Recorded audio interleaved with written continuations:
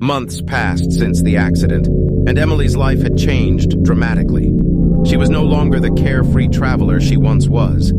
The thought of getting behind the wheel of a car made her skin crawl. She had nightmares almost every night, reliving the encounter with the hitchhiker over and over again. In her dreams, the hitchhiker was always there, watching her, tapping on the window, reaching out to touch her. Emily knew that she needed to move on, to get back to her life, but she didn't know how. She tried therapy, medication, even meditation, but nothing seemed to help.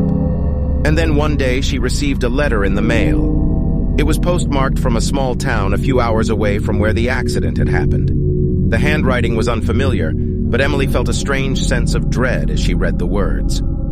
"I'm coming for you," the letter read. "You can't escape me." Emily felt a lump form in her throat. She knew who had written the letter. It was the hitchhiker, somehow still reaching out to her, still haunting her. She tried to brush it off, to convince herself that it was just a sick joke or a hoax. But deep down, she knew that it was real. The hitchhiker was still out there, still waiting for her. Emily knew that she had to face her fear head-on. She couldn't keep running forever. She booked a flight to the small town where the letter was postmarked, determined to confront the hitchhiker once and for all. As she stepped off the plane, Emily felt a wave of anxiety wash over her.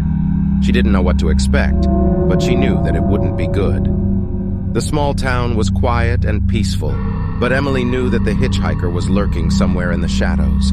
She walked cautiously through the streets, her heart pounding in her chest. And then she saw her.